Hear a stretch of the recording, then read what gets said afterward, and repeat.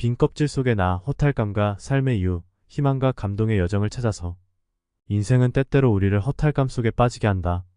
모든 것이 공허하고 의미 없게 느껴질 때 우리는 마치 빈 껍질 속에 갇힌 듯한 기분을 경험한다. 이러한 허탈감은 삶의 이유를 잃었을 때 혹은 자신이 어떤 방향으로 나아가야 할지 모를 때 자주 찾아온다. 허탈감의 원인. 허탈감의 원인은 다양하다. 목표 달성의 실패, 관계에서의 갈등, 직장에서의 스트레스 혹은 그저 일상에서의 반복된 루틴으로 인한 피로감 등이 이를 유발할 수 있다. 이러한 상황에서 우리는 자주 삶의 의미를 잃은 것처럼 느끼게 된다. 공허함과 삶의 의미. 공허함은 허탈감의 또 다른 표현이다.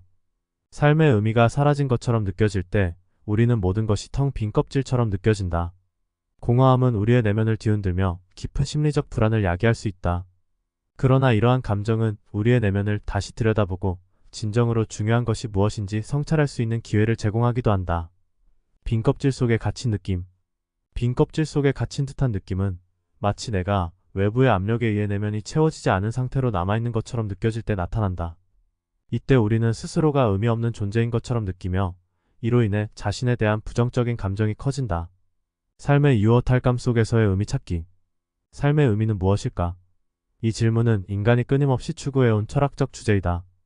허탈감과 공허함을 극복하기 위해서는 우리는 먼저 자신만의 삶의 이유를 발견해야 한다.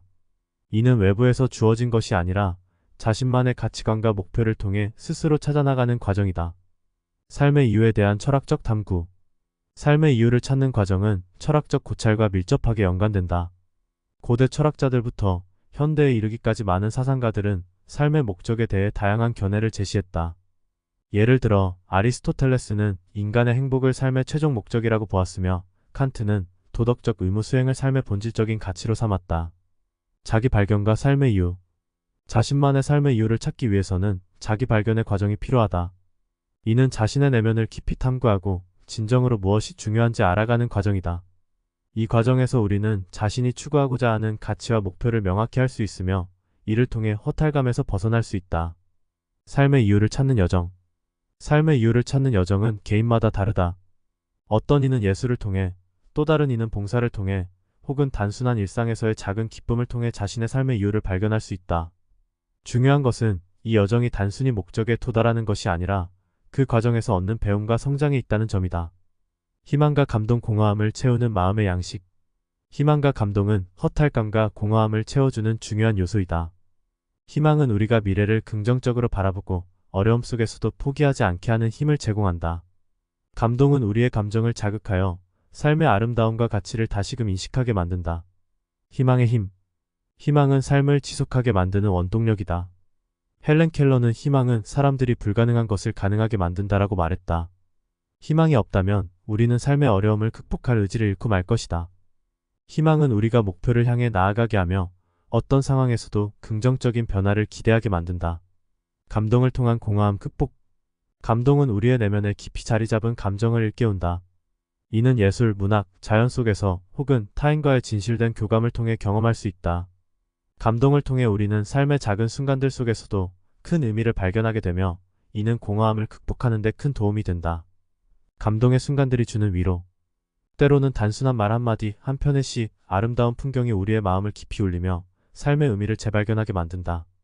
이러한 감동의 순간들은 우리의 내면을 채워주며 다시금 삶의 방향을 잡을 수 있는 힘을 제공한다. 희망과 감동을 지속하는 방법. 희망과 감동을 지속하기 위해서는 긍정적인 마음가짐과 함께 일상 속에서 작은 기쁨과 감사를 찾는 연습이 필요하다. 이를 통해 우리는 허탈감과 공허함 속에서도 삶의 아름다움을 발견하고 이를 통해 자신을 회복할 수 있다. 일상 속의 작은 변화. 허탈감을 극복하기 위해서는 일상 속에서의 작은 변화가 필요하다. 이는 새로운 취미를 시작하거나 새로운 사람들과의 교류를 시도하는 것일 수 있다. 일상에 작은 변화를 주는 것은 우리의 정신적 에너지를 회복시키고 새로운 관점을 제공하는 데 도움이 된다. 자기 돌봄의 중요성. 자기 돌봄은 허탈감과 공허함을 극복하는 데 필수적인 요소이다.